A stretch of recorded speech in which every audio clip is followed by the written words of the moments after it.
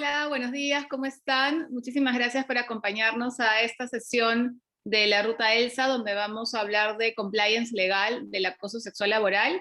Esta sesión va a estar a cargo de Adriana Fosca y también a cargo mía, que soy Marlene Molero, soy la fundadora de Genderlab. Esta forma parte de una de las sesiones, digamos, que hoy día terminamos una semana de actividades para la prevención del acoso sexual que hemos hecho como parte del lanzamiento de la herramienta digital ELSA, que es una herramienta de diagnóstico que ayuda a las empresas a adoptar una cultura de prevención de cara al hostigamiento sexual laboral y a adoptar medidas más efectivas de prevención gracias a la data, lo que nos permite redirigir nuestros esfuerzos de manera más estratégica. Toda la semana hemos venido, digamos, abordando esto desde una perspectiva estratégica de data, de analytics y de cambio cultural, ¿no? Porque consideramos esencial que para que las cosas se hagan permanentes y ancle dentro de la organización, es necesario moverlos desde sus cimientos y eso parte de un cambio cultural. Sin embargo, no podemos dejar de reconocer que por lo menos en el caso peruano, a nivel latinoamericano, contamos con legislación legal laboral que nos establece una serie de obligaciones. Hay un marco regulatorio que tenemos desde el año 2004 y que se ha venido fortaleciendo y en los últimos 3 años se ha venido robusteciendo claramente y cambiando algunas cosas. Hoy Adriana está terminando de coger la presentación. Entonces, esta sesión sí la estamos abordando específicamente desde esa perspectiva legal. Sin embargo, también le vamos a ir compartiendo cómo ir un poquito más allá de la ley, ¿no? Cómo no quedarnos solamente en el cumplimiento del marco regulatorio, sino que podemos ir dentro de esa misma línea para ir más allá. Adriana, si me ayudas con la siguiente. Y lo estamos enfocando desde una perspectiva de lo que es compliance dentro del acoso sexual, ¿no? Cuando hablamos de compliance en acoso sexual, básicamente a lo que nos estamos refiriendo es al cumplimiento de estas obligaciones legales que tienen los centros de trabajo en el marco de la ley 27942, que es la ley de prevención y sanción del hostigamiento sexual laboral, y su reglamento, que para el caso peruano es el Decreto Supremo 014-2019 MIM. Perú es uno de los países en la región que tiene la particularidad de que este tema, digamos, que el acoso sexual se regula también en el ámbito penal, pero cuenta con legislación bastante específica en el ámbito laboral. Es una particularidad que comparte, digamos, con países como Chile, por ejemplo, y hay otros en que esto no es así, como puede ser Colombia o como puede ser Bolivia, donde más bien esto solamente se regula desde la parte penal, teniendo que encontrar las empresas cuál es la ruta que tienen que seguir. Nuestro marco regulatorio, digamos, tiene la bondad, diría yo, de que nos señala una ruta a seguir que está muy basada en las mejores prácticas y los mejores estándares a nivel internacional. Yo entiendo, y también como abogada, que esto pues lo que puede generar es sentirnos como abrumados de la cantidad de obligaciones legales que esto nos puede imponer. Sin embargo, los invito, digamos, a adoptar la mirada de que la norma básicamente nos da la tarea hecha, ¿no? De qué es lo que tenemos que hacer para efectivamente abordar el acoso sexual de una forma preventiva y también nos da la tarea hecha de qué es lo que tenemos que hacer cuando surge un caso. Y por supuesto, como todo marco regulatorio, no es perfecto, le encontramos un montón de cosas que pudieran estar hechas de mejor manera y parte de la crítica también constructiva que podemos hacerle al sistema es qué cambios deberían ir a hacerse para que esto efectivamente cumpla su objetivo de tener espacios laborales libres de acoso sexual. El marco legal general, y ahí Adriana me ayuda con pasando la diapositiva, el marco legal general, digamos, tenemos la base general, que es esta ley, que es la ley 27942 que les comenté, está el reglamento. Este reglamento además cambió íntegramente en el año 2019 y como se acordarán ustedes, más o menos entre el 2018 y el 2019 comienzan a aparecer algunas novedades como importantes alrededor de este tema. Por ejemplo, no se tenían los comités de intervención para investigar los casos de acoso sexual. Antes básicamente muy probablemente en sus organizaciones era una mezcla entre legal, recursos humanos o gestión humana, quien se encargaba de hacer estas investigaciones. Eso cambia y se crea, digamos, la figura del comité de intervención, siendo probablemente uno de los mayores y más relevantes cambios que ha tenido, digamos, la ley en los últimos 3 años.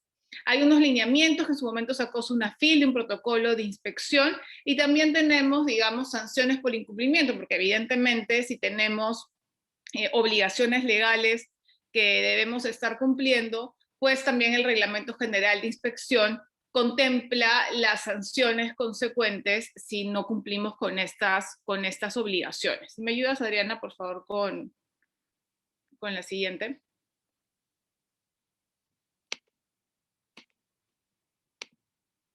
Perfecto. Y estos alcances, digamos, es una ley extensa. Nosotros vamos a hablar específicamente del recuadro que está en la parte roja, que es la que habla de los centros de trabajo. No hay obligaciones para los centros de trabajo, sean públicos o privados, digamos, de establecer un sistema de prevención y establecer un sistema para atender a los casos cuando existan, pero obligaciones particulares, digamos, infundadas en principios similares, pero respetando sus particularidades, están también referidas a otros espacios que comparten esta característica de tener jerarquías al interior, ¿no? Por ejemplo, es el caso de las instituciones educativas, también sean públicas o privadas, que tienen que tener también sus canales de denuncia, tienen que tener sus reglamentaciones, tienen que tener sus comités de investigación. En las instituciones policiales y militares, digamos, también tiene que instalarse todo un sistema de prevención frente al acoso sexual, y digamos, y otros ámbitos que puedan quedar fuera de estos 3 que he mencionado, tendrían que regirse ya por las disposiciones que pueda establecer el Código Civil. En lo que a nosotros nos respecta acá, lo más probable es que nos vamos a centrar básicamente en lo que está en el recuadro, digamos, rojo, que es centro de trabajo. Si hubiese acá alguien de universidad, por ejemplo, es probable que termine teniendo como 2 comités, ¿no es cierto? Uno que va a cumplir con las obligaciones que están dentro del centro de trabajo y otro de instituciones educativas. Veo que dentro de las y los participantes que tenemos, que hay personas que no solamente son de Perú, sino que son de otros países de la región. Vamos a hablar acá muy específicamente de legislación peruana, pero quiero aprovechar para comentarles que es una de las legislaciones que tiene el estándar más alto de la región. Se acaba, digamos, los países de la región están en procesos de ratificación también del convenio 190 de la OIT, que habla de violencia en el trabajo, y tiene un peso muy fuerte de acoso sexual. La legislación peruana recoge gran parte de los aportes del convenio 190, ciertamente algunas cosas tendrán que ajustarse cuando el Perú ratifique este convenio, pero para quienes nos acompañan de otros países, digamos, pueden ver esto como buenas prácticas o como insumos de inspiración para ver cómo hacen su ruta de prevención desde una perspectiva de compliance legal también dentro de sus organizaciones. Con esto yo le doy el pase a Adriana, digamos, para que ella pueda entrar ella a mayor detalle de cuáles son estas obligaciones, cómo aportamos a acreditar el cumplimiento, digamos, para cuando este sea el caso y más detalles al respecto. Adri, todo tuyo. Me tenía que desmutear. Hola a todos y todas, gracias por acompañarnos en ya el último día de la ruta ELSA. Vamos de frente a lo que tenemos que ver. Bueno, mi nombre es Ariana Fosca, soy consultora en GenderLab y vamos a conversar acerca de las obligaciones que tienen que cumplir los centros de trabajo. Como ya les explicó Marlene, nos estamos enfocando en centros de trabajo, sobre la ley de sanción y prevención del hostigamiento sexual laboral. Primero que nada, tenemos la conformación de un comité de intervención o la designación de un delegado o delegada. Esto depende del tamaño de la organización. La mayoría de personas que nos acompañan aquí el día de hoy probablemente lo que tengan es un comité de intervención. Aquí hablamos de doble paridad, ¿no? Tenemos representantes tanto de los trabajadores y trabajadoras como por parte del empleador. Y también tratamos de proponer que sean siempre mujeres, hombres de manera paritaria. La segunda obligación que tenemos es la de implementar un procedimiento de investigación y sanción de acuerdo con las etapas, plazos y principios que establece la norma. Hay una serie de días, calendarios y hábiles establecidos en el reglamento, hay una serie de principios que tienen que regir el procedimiento, por ejemplo, el principio de no revictimización, el principio de confidencialidad, entre otros, ¿Qué incluye también cuando decimos que hay una obligación de procedimiento de investigación y sanción? También estamos incluyendo aquí las medidas que tiene que adoptar la empresa de protección y atención médica psicológica, ¿no? Entonces, toda esta etapa, desde que la denuncia llega a emite una decisión finalmente ya en la última instancia de recursos humanos, de acuerdo con el informe que ha preparado el comité, todo este procedimiento está regulado de acuerdo con el reglamento y la ley. La tercera obligación que tenemos es la de capacitar. Y la norma habla acerca de 2 capacitaciones obligatorias. La primera es una capacitación anual especializada que está dirigida al comité de intervención a las personas de recursos humanos o de gestión humana, y también a todas esas personas en el área administrativa que estuvieran involucradas en la aplicación del procedimiento de investigación y de sanción. La otra capacitación, la norma dice, tiene que ser durante la inducción del personal nuevo, que vamos a hablarles acerca de cómo identificar, sensibilizar qué cosa es el hostigamiento sexual laboral, cómo prevenirlo. Lo importante es que el año pasado ha sido un año en el que muchas de las organizaciones estaban capacitando por primera vez a su personal respecto de esto, ¿no? Pero esta obligación es solamente durante la inducción. Una buena práctica ya sería, como vamos a ver más adelante, realizar una capacitación igual anual para el personal, pero no es lo que demanda la norma.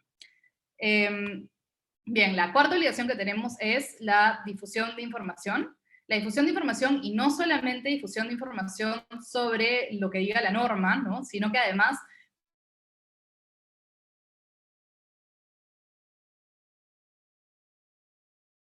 cuáles son las manifestaciones del hostigamiento sexual laboral, qué canales de denuncia tenemos en nuestra organización para que las personas puedan denunciar esas situaciones, y además qué sanciones pueden ser aplicadas en caso una persona cometa un acto de hostigamiento sexual laboral. También hablamos de difusión de información de acuerdo con los documentos internos, que son, vamos a ver más adelante, el reglamento interno de prevención y de sanción, ¿no? Y la política que podamos tener del uso del canal de denuncias. Entonces, difusión de información hace referencia a todo el globo de documentos, aspectos, data que impliquen la prevención del hostigamiento sexual laboral, de manera que nosotros como organizaciones podamos probar que hemos puesto a disposición de nuestros colaboradores y colaboradoras toda la información que necesitaban para poder prevenir situaciones de hostigamiento sexual laboral. La siguiente obligación que tenemos es la de comunicar al Ministerio de Trabajo. Tenemos 2 comunicaciones que deben ser realizadas cada vez que llega una denuncia de hostigamiento sexual laboral. La primera es, al recibir la queja o la denuncia, tengo que avisarle al ministerio que ha llegado, y la segunda es, tengo que comunicar que he emitido ya una decisión, sea la decisión de archivar el caso o la de emitir una sanción, ¿no? Al final de la etapa, en la última etapa del procedimiento. Estas 2 comunicaciones configuran la obligación. No podemos decir que hemos cumplido la obligación si es que hemos realizado una y no la otra, ¿no? La siguiente obligación que tenemos es la actuación frente a terceros. Cuando ocurren casos de hostigamiento sexual laboral, o se hace la denuncia a una situación de hostigamiento sexual laboral que implica a trabajadores o trabajadoras de empresas terceras en nuestras instalaciones, por ejemplo, tenemos el deber de atender también esos casos o de colaborar, de acuerdo con el rol que se nos haya otorgado en la norma. No podemos dejar que estos casos ocurran y no prestarles atención, porque de hecho la ley le da un papel a la organización que es la que contrata el servicio o la que presta la instalación. La siguiente obligación que tenemos es la evaluación y diagnóstico. La evaluación y diagnóstico, por ejemplo, nosotras en GenderLab lo que hacemos es, tenemos a Elsa, que me imagino que si nos han acompañado durante esta semana ya la han podido conocer a profundidad. Para quienes no, Elsa es una herramienta digital 360 que nos ayuda a recoger y tratar la data para la evaluación en materia de hostigamiento sexual laboral en las organizaciones.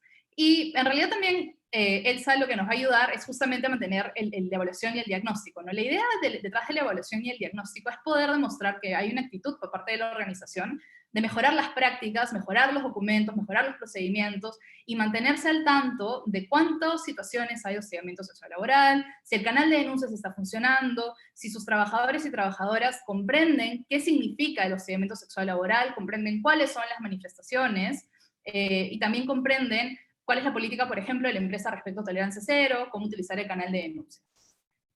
De ahí tenemos también que tener un reglamento de prevención, ¿no? Que también puede ser conocido como la política de prevención y sanción del hostigamiento sexual laboral, que es el documento interno de la organización que va a guiarnos a lo largo del procedimiento de investigación, va a guiarnos respecto de, por ejemplo, la ejecución de los principios de no revictimización, la implementación de las sanciones, va también a contener las definiciones, las manifestaciones de lo que es el hostigamiento sexual laboral y qué hacer si es que alguien está en una situación como esta.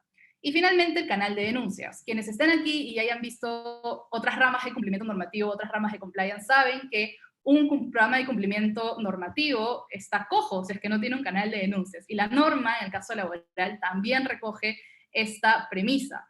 Necesitamos un canal de denuncias para que todo nuestro intento de cumplir con la norma y de prevenir y también sancionar casos de hostigamiento sexual laboral funcione. Este canal de denuncias puede ser una línea ética, puede ser un buzón de denuncias, puede ser a través de correo electrónico, o puede ser un portal exclusivo que hayamos preparado para el uso de nuestros trabajadores y trabajadoras para denunciar casos de hostigamiento sexual laboral. ¿Cuál es la idea? ¿No? Con todos estos elementos que tenemos que están por ahí flotando, a estos elementos al cuerpo de cumplimiento legal de nuestra organización. Si ya tenemos un sistema de compliance para, por ejemplo, ya tenemos tax compliance, tenemos compliance medioambiental, dependiendo del rubro en el que esté nuestra organización, la idea es que estos elementos de cumplimiento normativo de la Ley de Prevención y Sanción del Hostigamiento Sexual Laboral integren nuestras otras políticas, nuestro código de ética, se vean reflejados en todos los documentos que dirigen el adecuado cumplimiento normativo de nuestra organización. Algunas recomendaciones que tenemos son, por ejemplo, ¿no? Evitar procedimientos redundantes o repetitivos. Si nuestra empresa ya cuenta con un correo de gestión humana, un canal de denuncias, ¿no? Un portal Ethics Point, por ejemplo, lo que podemos hacer es utilizar estos canales también para que nuestros colaboradores y colaboradoras puedan tener más herramientas y más espacios para denunciar las situaciones de hostigamiento sexual laboral. Si ya tenemos un reglamento interno de trabajo o un código de ética, no creamos documentos paralelos para contener nuestros principios de prevención del hostigamiento sexual laboral, ¿no? Sino que ajustamos estos documentos para plegarnos a lo que pide la norma. ¿Qué podemos aprovechar y qué es recomendable? Si ya tenemos herramientas, plataformas que ya existan. Por ejemplo, si tenemos un intranet o un portal ético que utilizan nuestros trabajadores o trabajadoras, podemos hacer uso de estas herramientas para incorporar la obligación de difundir, ¿no? Podemos utilizar estas herramientas para además generar un registro del cumplimiento de la obligación de difusión. ¿Qué ocurre? ¿Qué podría ocurrir si es que no cumplimos con alguna de estas obligaciones? Bien, estos son de los artículos 23 a 25 del reglamento de la Ley General de Inspección del Trabajo, y lo que tenemos es, primero, un grado de sanción leve, ¿verdad? En el grado de sanción leve está la obligación, si es que no se cumplió la obligación de comunicar al Ministerio de Trabajo la recepción de una denuncia por hostigamiento o el resultado de una investigación. Como les dije al inicio, esta obligación, dos comunicaciones, tiene que cumplirse siempre en conjunto, ¿no? No es una o la otra, ambas se tienen que cumplir. Si yo he recibido una denuncia, tengo que haber activado mi procedimiento y tengo el deber de haber emitido una decisión, sea cual sea, pero tengo el deber de haber emitido una decisión y comunicar cuál es esta decisión al Ministerio de Trabajo, además dentro del plazo que me da la norma. En el nivel de sanciones graves, tenemos dos supuestos. Primero es que no haya brindado como organización, como mínimo, las capacitaciones que estábamos mencionando al inicio, ¿no? Una capacitación anual obligatoria para nuestro comité de interpersonal de este movimiento, como recursos humanos o algún otro, no sé, si a lo mejor tiene, por ejemplo, un comité de igualdad y diversidad que también colabora con recursos humanos, ¿no? En temas de difusión, etcétera. Es importante que todas estas personas reciban una capacitación anual especializada. Y además tenemos que realizar la capacitación para el personal que ha recibido una inducción, para el personal que está recibiendo su inducción. Otro supuesto de una falta o una infracción grave es no difundir la información que permitiría identificar las situaciones de hostigamiento sexual laboral y conocer qué sanciones pueden ser aplicadas al respecto, ¿no? Esta es una obligación sumamente importante porque, como ya les comentaba, en realidad todo va a depender de qué tanto en mi organización conozcan los principios que estoy manejando, mi reglamento interno de prevención y de sanción, el canal de denuncias y, sobre todo, qué cosa es hostigamiento sexual laboral y cuáles son sus manifestaciones. Si aquí nos acompañan personas que ya han tenido experiencia capacitando o han asistido también a las capacitaciones de línea muy delgada entre las personas que usualmente contestan que sí han sido víctimas o han estado en una situación de hostigamiento sexual laboral, con esas palabras técnicas, ¿no? Hostigamiento sexual laboral. Y cuando les preguntamos, por ejemplo, en algún momento han recibido una broma o algún tocamiento indebido, ¿no? Un abrazo que duró mucho. Entonces, por eso es importante que eduquemos y que presentemos la información para identificar cómo estas manifestaciones, que son más sutiles, también son hostigamiento sexual laboral. Y hay ahí justamente la razón por la cual no hacerlo es una infracción grave, porque estaríamos dejando escapar por ahí casos que en realidad deberían ser denunciados y de... Finalmente, en la escala de infracciones muy graves, tenemos 4 supuestos. El primero es no haber adoptado las medidas necesarias para prevenir o cesar los actos de hostigamiento. Les pongo un ejemplo. Yo tengo que adoptar una medida de protección para las víctimas, ¿no? Para las personas que están denunciando también. Si es que yo como organización no tomo una decisión de, por ejemplo, rotar a la persona que ha el hostigamiento, si es que no le estoy desligando de la empresa, ¿no? Si es que no estoy ofreciendo recomendando una medida de, por ejemplo, nuevamente sensibilizar, si no estoy haciendo nada al respecto para poder prevenir, más allá que solamente enviar un flyer, ¿no? O ya cerrar el procedimiento y listo, ya está, esto es muy grave. Muy grave también es simplemente no iniciar el procedimiento de investigación de hostigamiento sexual laboral de acuerdo a lo establecido en la norma. ¿Esto qué quiere decir? Puede ser que lo haya empezado tarde, por ejemplo, ¿no? Bueno, es un supuesto.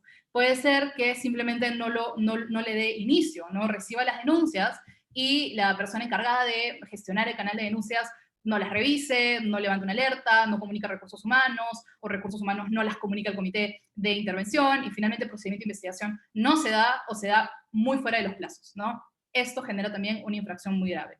No otorgar las medidas de protección de forma oportuna también es muy grave. Sabemos que al principio, al inicio del procedimiento de investigación, hay una labor de recursos humanos en un plazo muy corto de días de ofrecer medidas de protección a la persona que ha denunciado, ¿no? Fallar en el plazo de ofrecer estas medidas de protección genera una infracción muy grave porque estamos exponiendo a una potencial víctima de hostigamiento sexual laboral a revictimización o a que este ambiente humillante, hostil, intimidatorio perdure, ¿no? Y sobre todo el sentimiento de incomodidad y de que la conducta no sea bienvenida. Finalmente, muy grave también es no haber emitido una decisión que ponga fin al procedimiento de investigación o con la sanción del hostigamiento sexual laboral, que quiere decir que no concluimos el procedimiento, ¿no? Recursos Humanos no se pronuncia sobre el informe del comité, se pronuncia fuera del plazo completamente. Si no existe una decisión que ponga fin al procedimiento de investigación de hostigamiento sexual laboral, seremos sancionados por una infracción muy grave. Nuevamente, la base legal, para quienes estén interesados, son los artículos del 23 al 25 del Reglamento General de la Ley General de Inspección del Trabajo.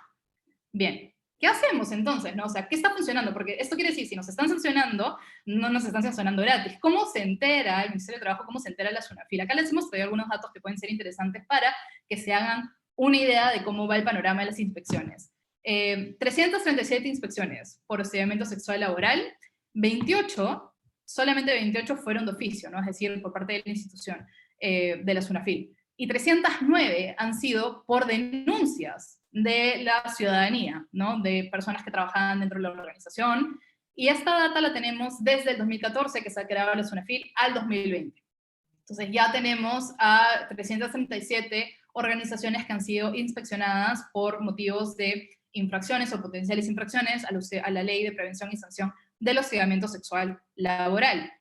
Otro dato muy importante, que también nos da una idea de cómo ha funcionado esto durante la pandemia. Durante la pandemia, es decir, marzo 2020 a la fecha, esta data fue publicada el 27 de febrero nada más de este año, o sea que es así como pan calentito, 780 denuncias por hostigamiento sexual laboral en el 2020 y 159 denuncias en lo que va del 2021, ¿no? O sea, del 1 de enero al 27 de febrero del 2021 ya hemos tenido 159 personas atendidas por el Ministerio de Trabajo y han planteado sus denuncias por hostigamiento sexual laboral.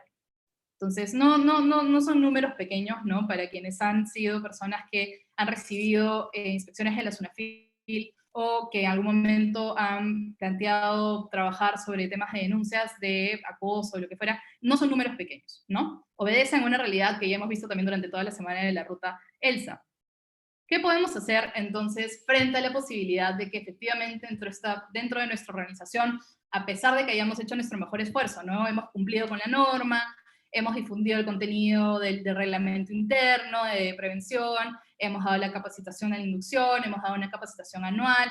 De todas maneras puede ocurrir que por ahí hay una denuncia, por ahí hay una inspección de oficio, ¿no?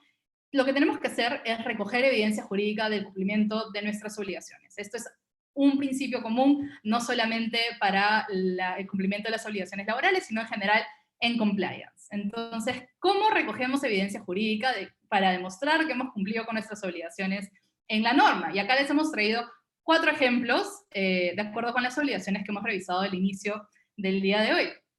Por ejemplo, respecto a la obligación de capacitar, lo que podemos tener son fotos o capturas de pantalla de los entrenamientos o las capacitaciones, ¿no? Sobre todo ahora que ya lo hacemos casi todo digital, ¿no? La mayoría de personas continúan en trabajo remoto, tenemos capturas de pantalla de los Zooms, eso nos sirve como una prueba de que se ha concretado la obligación de capacitar, ¿no? La gente asistió. ¿Qué otra cosa nos sirven? Los certificados de participación, ¿verdad? Los certificados de participación que antes eran físicos, ahora casi todos son por PDF.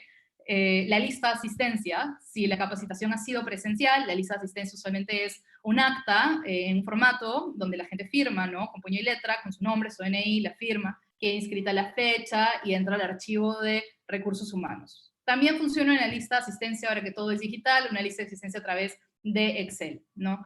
¿Qué nos puede apoyar, por ejemplo, cuando estamos trabajando todo en Excel? La constancia, además de los correos de difusión de la fecha de la capacitación, ¿no? Hacia el personal al quien les correspondiera la capacitación. Si lo que estamos diciendo es, voy a hacer mi capacitación para el comité de intervención, para recursos humanos y las otras personas involucradas, me sirven también, por ejemplo, los correos en los cuales les comunico a estas personas la fecha y la hora de la capacitación especializada anual. ¿Qué otra cosa me sirve? El material de la capacitación, ¿no? En PowerPoint, en PDF, esto es súper útil y es muy fácil de archivar también, ¿no? Ahora que todo es digital.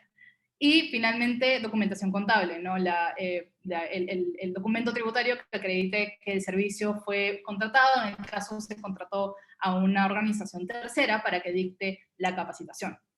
Bien, ahora, frente a la obligación de evaluar y de medir, ¿no? Frente a la obligación de hacer el diagnóstico, ¿qué nos puede servir? Nuevamente, si estamos contratando a un tercero para que realice el diagnóstico, nos ayuda mucho tener este documento contractual, el correo donde cerramos la propuesta, el recuadro contable donde podemos ver que se ha hecho la transferencia, ¿no? Y además, para complementar esto, la acreditación de la herramienta que hemos utilizado, ¿no? O sea, si por ejemplo hemos utilizado ELSA, podemos utilizar alguna captura de pantalla, si por ejemplo hemos utilizado una encuesta interna a través de Google Forms o SurveyPlanet, podemos utilizar también capturas de pantalla de las plataformas, podemos utilizar también evidencia de la difusión de que esta herramienta va a ser utilizada, ¿no? Si lo que estoy lanzando es una encuesta o un diagnóstico de igualdad, o lo que estoy lanzando es, por ejemplo, ELSA, puedo adjuntar los correos de comunicación a mis colaboradores y colaboradoras sobre el uso y la aplicación de esta herramienta, ¿no? Pasándoles el link de la encuesta, explicándoles qué es lo que se está haciendo, con el objetivo de medir, de evaluar, de hacer el diagnóstico de prevención de hostigamiento sexual laboral dentro de la organización. También nos ayuda el contenido de la herramienta utilizada, ¿no? Nos ayuda probar de alguna manera que este diagnóstico versó respecto al hostigamiento sexual laboral, ¿no? No fue un diagnóstico sobre cualquier otro tema, fue un diagnóstico que incluyó o que se dio al 100% sobre prevención del hostigamiento sexual laboral y la implementación de las medidas en la empresa para prevenirlo. Y finalmente, la prueba de la presentación de los resultados, ¿no? Porque este diagnóstico evidentemente culmina en una serie de data, en una serie de resultados, y lo ideal sería que estos resultados hayan sido presentados a recursos humanos, al comité de igualdad, a la persona que sea VP que vea ese tipo de temas, ¿no? Los resultados se presentaron a alguien. Porque finalmente tampoco me sirve de nada haber hecho un diagnóstico si es que el diagnóstico se me queda ahí empolvado, ¿no? Y no puedo demostrar que hay una mejora continua anualmente con el diagnóstico. Pero eso ya es también una buena práctica, no es parte de la obligación. Tercero, tenemos, por ejemplo, la obligación de contar con un canal de denuncias, ¿no? Que la gente pueda contar con un espacio para poder, una plataforma para poder presentar sus denuncias sobre hostigamiento sexual laboral. Y aquí algunas pautas son, por ejemplo, acreditación del canal implementado, ¿no? Presentar las capturas de pantalla, un pequeño informe respecto a cómo funciona nuestro portal ético, nuestro correo o buzón ético, ¿no? Si tenemos formatos de denuncias, por ejemplo, etcétera. Si hemos comunicado a las personas que integran nuestra organización cómo se utiliza este canal de denuncias, ¿no? Si es un canal de denuncias, si ya si estamos construyendo sobre un canal de denuncias que ya existía dentro de la organización, pues poner a conocimiento de las personas que ahora ese canal de denuncias también es el canal idóneo para hacer sus denuncias de hostigamiento sexual laboral, ¿no? Y brindarles toda la información, los pasos, y lo que yo puedo juntar ahí es un PDF, ¿no? De la explicación de cómo utilizar la herramienta o la plataforma para hacer la denuncia. Y finalmente una data que refleje el uso del canal de denuncias, pues, ¿no? Que es como el cherry ahí. Demostrar que el canal de denuncias ha recibido denuncias, de alguna manera ha funcionado, porque esto demuestra además que efectivamente ha sido difundido, que es eficaz, ¿no? Que funciona. Y finalmente, respecto a la obligación de difusión, que creo que también es de las más... Estamos hablando de prevención del hostigamiento sexual laboral. Por ejemplo, si tenemos banners, tenemos flyers, tenemos fotos en murales cuando el trabajo no es remoto o deje de ser remoto en algún momento, ¿no? O comunicados que hayamos hecho a través de nuestros equipos de comunicación interna, nuestros equipos de recursos humanos, que contengan información sobre la detección, la prevención y la sanción del hostigamiento sexual laboral, ¿no? O sea, todo este abanico de comunicaciones que pudimos haber construido desde que empezamos a cumplir con nuestra obligación es útil para demostrar que estoy realizando una obligación de difusión, ¿no? También una grilla de comunicaciones internas. Si lo que tengo es una organización que es muy activa en redes, es muy activa en comunicaciones internas, lo que usualmente tengo es una grilla que planifica las comunicaciones que se envían hacia adentro o de manera externa, ¿no? Y es bueno presentar que hay un cronograma de difusión, ¿no? Que hay un contenido que está destinado a ser difundido y que versa sobre hostigamiento sexual laboral.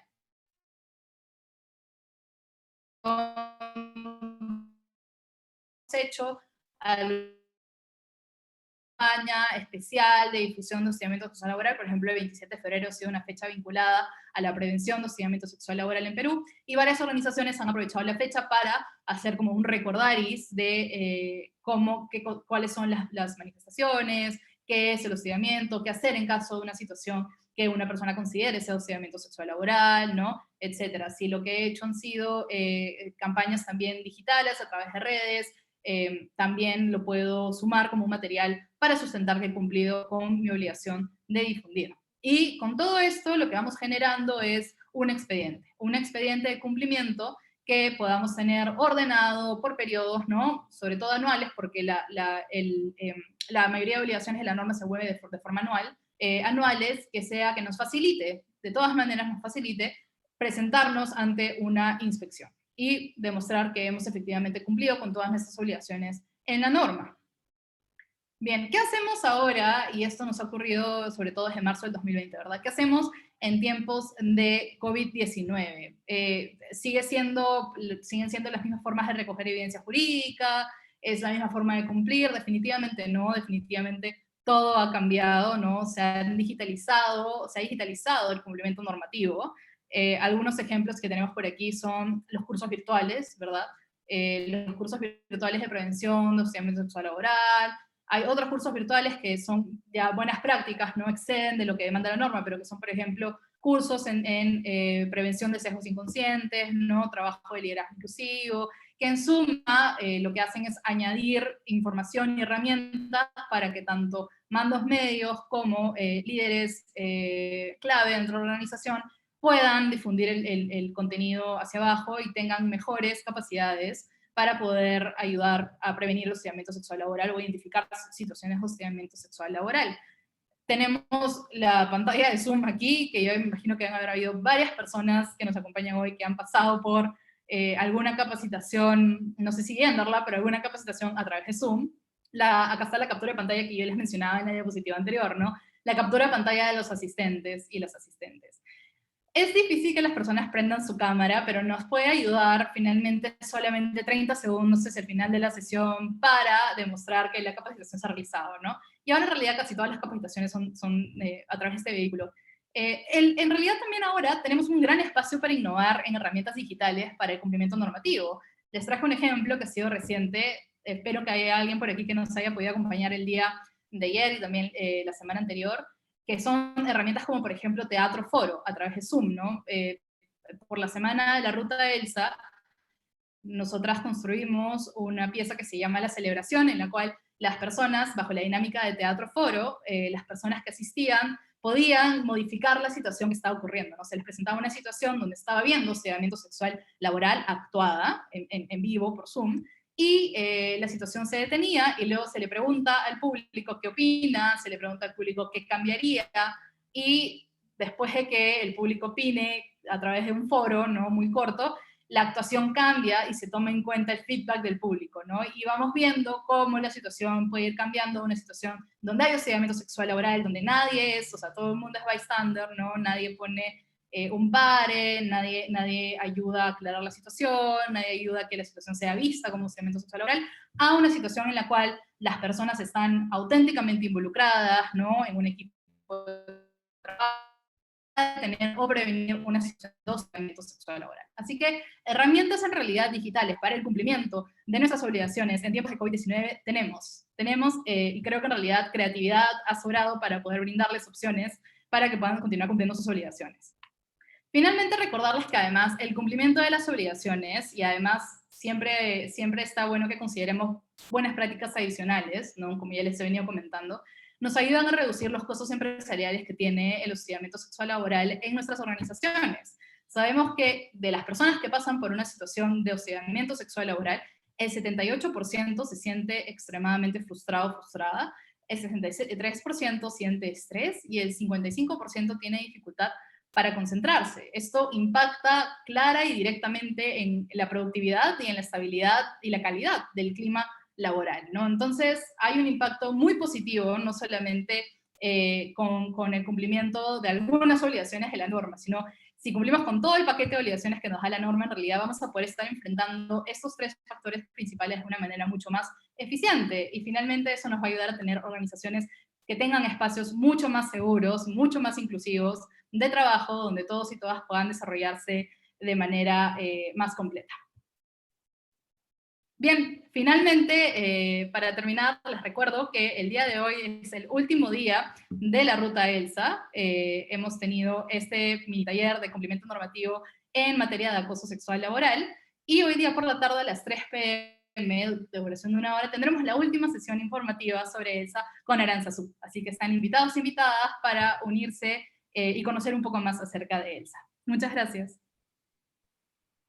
Muchísimas gracias, Adriana. No sé si por dentro quien tenga los controles perfectos me permite habilitar mi video. Muchísimas gracias. Y tenemos varias preguntas que se han ido planteando mientras Adriana ha ido haciendo la parte de tu exposición.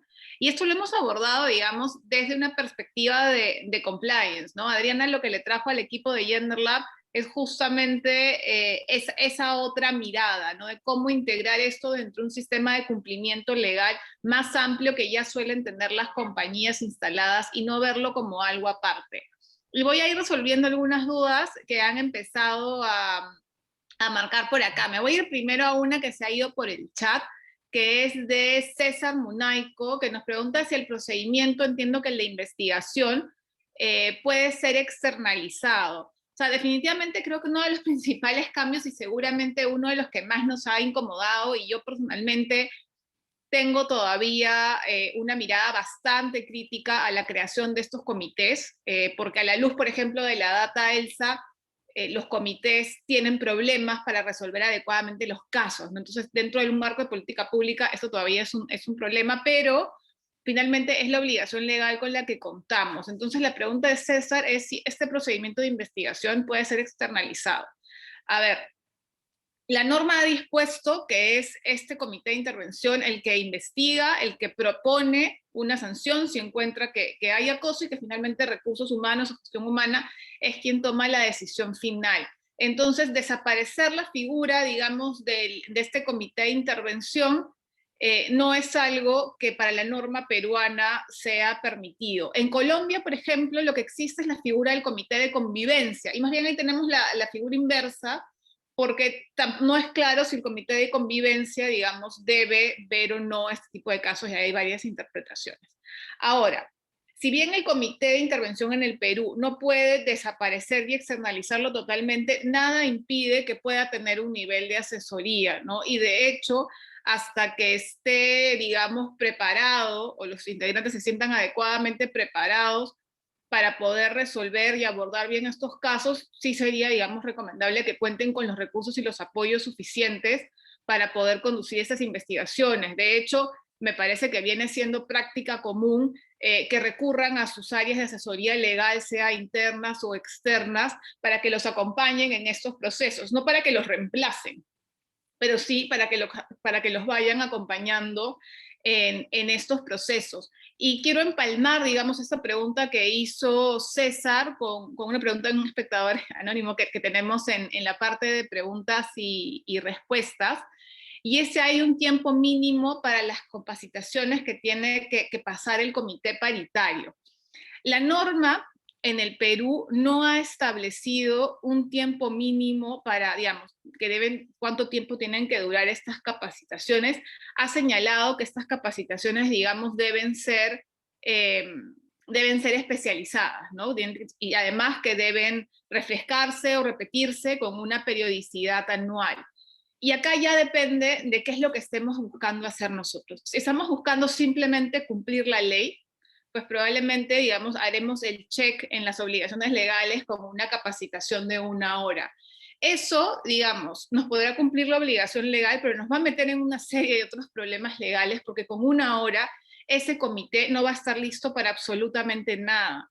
Recordemos que la mitad del comité está compuesto por personal que es elegido por los propios trabajadores y trabajadoras y que no necesariamente tiene un mínimo de formación necesaria para poder atender este tipo de casos. De hecho, es probable que ni siquiera los propios representantes de las empresas tengan la formación necesaria que les permita saber cómo entrevistar a la persona denunciante, cómo entrevistar a la persona denunciada, cómo abordar casos de prueba, digamos, compleja, donde básicamente nos basemos de pruebas testimoniales, cómo lidiar con nuestros propios sesgos inconscientes frente al acoso sexual. Entonces, si bien legalmente con capacitación de 1 hora pueden hacer un check, en el cumplimiento de la obligación legal, lo cierto es que ese comité no se va a sentir preparado y no va a estar preparado para abordar adecuadamente estos casos. Por ejemplo, en GenderLab, las capacitaciones al comité duran entre 8 y 10 horas,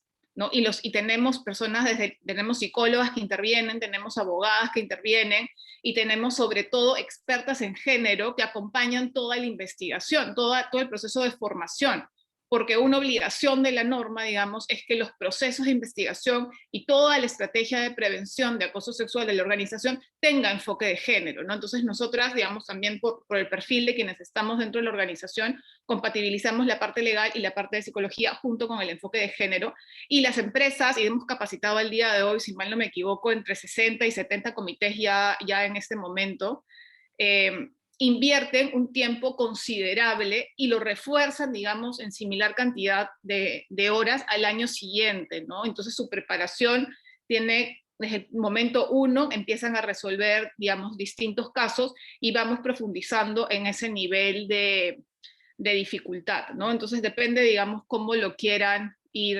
enfrentando ustedes ahí.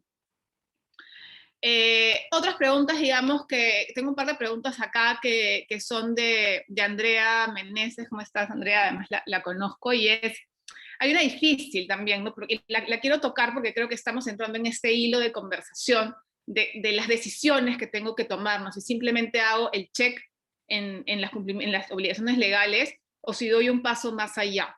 Y en la primera pregunta de Andrea que hace en el chat es: si hay un acto de hostigamiento sexual entre un grupo, digamos, de compañeros de trabajo, pero es fuera del centro de trabajo y se denuncian los hechos al empleador, digamos, tiene el deber de dar el inicio al procedimiento. A ver, la norma lo que establece es que se pueden dar dentro del horario y centro de trabajo, también se pueden dar fuera del centro y horario de trabajo, digamos, en la medida que tengan una relación con las obligaciones laborales. No sé, pues están, por ejemplo, de comisión de servicios o están en un traslado. o están incluso en, por ejemplo, la fiesta de, no sé, se acabó el COVID y nos juntamos todos para reunirnos de nuevo y ahí surge un evento de este tipo, digamos, si es algo que podamos vincular con ocasión del trabajo, sí es una denuncia y sí es un caso que claramente debe seguir la investigación propia del comité. Y hasta ahí, digamos, creo que estamos en una zona bastante clara y segura. Pero imaginemos que no estamos en esa situación, sino que estamos en un evento social, digamos, muy al margen de la relación laboral y propia de compañeros de trabajo que de pronto ya se han convertido como en amigos o algo así también, ¿no? Entonces, es bien difícil, digamos, y nosotros sostenemos la tesis, que es bien difícil sostener mundos separados de las personas, y además que en casos de acoso sexual es muy difícil que, no es imposible, digamos, pero es muy difícil que hablemos de una sola cosa, o que algo que pasa el sábado o el domingo no tenga un impacto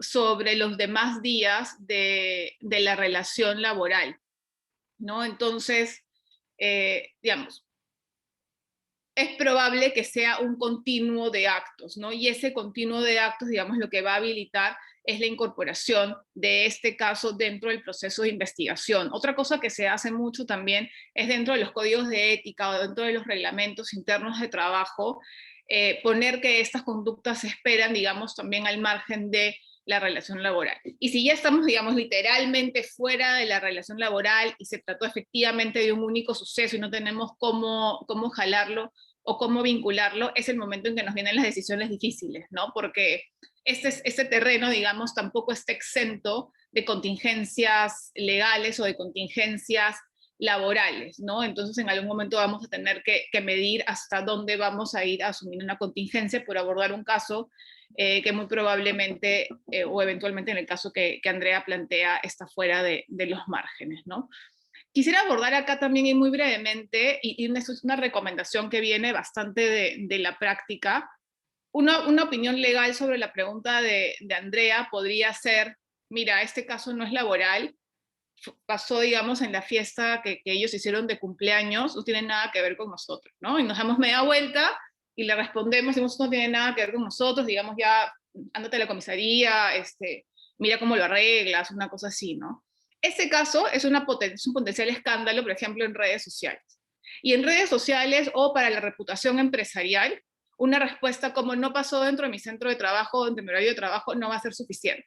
Entonces, digamos, la mirada legal es sumamente importante, pero acompañemos la mirada legal de otras miradas más amplias, como puede ser reputación empresarial, y juntemos, digamos, converjamos esas miradas para poder encontrar la mejor solución para las organizaciones.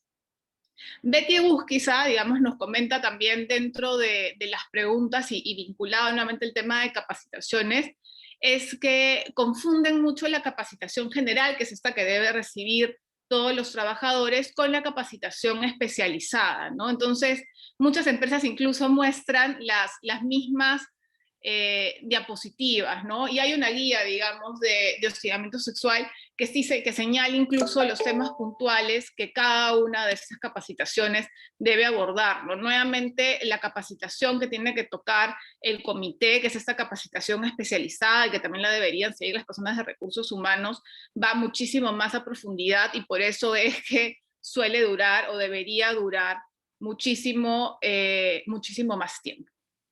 Hay otra pregunta que también hace Daniela perdón, Andrea en esta sección y es, ok, el comité encontró que hay acoso sexual, estableció la sanción que sería el despido, que es la propuesta, se la manda a recursos humanos coincide con el comité. Bueno, acá lo que toca hacer es iniciar el procedimiento de despido, ¿no? Que como ustedes saben, para el caso peruano es imputar la falta grave, dar el plazo para que se hagan los descargos y de ahí finalmente tomar la decisión de proceder o no con la desvinculación.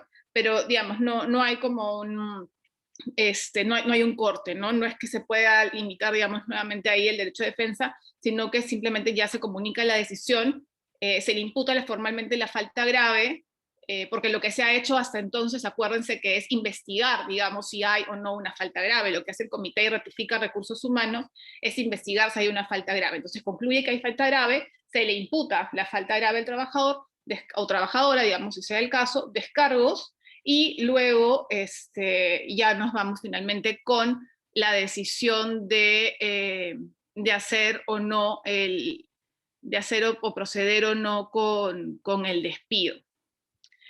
Tengo unas preguntas de Colombia que me gustaría también comentar. Digamos, yo sé que la mayoría de los que estamos acá somos de Perú, pero también quisiera abordar esta pregunta de Colombia, de cuál debe ser el actuar de seguridad y salud en el trabajo, gestión humana, cuando se presenta un caso de acoso sexual, si el acosador forma parte del comité de convivencia.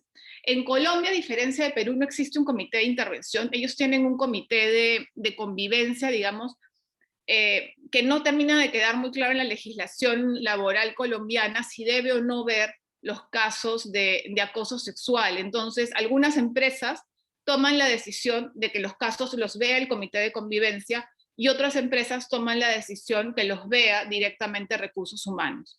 Si quien está señalado como acosador o acosadora es miembro del comité de convivencia, pues definitivamente ese caso lo tendría que ver Recursos Humanos, ¿no? De hecho, hay lineamientos que están saliendo del Estado para el propio Estado, como por ejemplo para la DAPRE, que es la Dirección Administrativa de la Presidencia de la República en Colombia, que están señalando que sea el Departamento de Recursos Humanos el que directamente vea los casos de acoso sexual. Y tenemos otro comentario de Betty Egusquiza que quisiera recalcarlo porque tiene que ver con con las fiscalizaciones, ¿no? Lo que ella dice es que durante las fiscalizaciones se presenta la foto de la capacitación, pero no una lista de participantes y no hay ni media foto de quienes participaron. Y lo cierto es que estamos pues lidiando con este mundo virtual donde las obligaciones legales no han parado, y está bien que no paren, porque el acoso sexual, por ejemplo, lo que hemos encontrado con la data de ELSA es que 20% de los casos que comenzaron antes de la pandemia continuaron durante esta, y del universo del 100% de los casos reportados en los últimos 24 meses, 25% comenzó durante la pandemia. Entonces hay un 45% de casos en Perú que giran alrededor, digamos, del 2020 e inicios del 2021, ¿no? Pero claro, es extraño. Ahora, plataformas como Zoom, como Teams, como Meet o la que ustedes usen para hacer sus capacitaciones,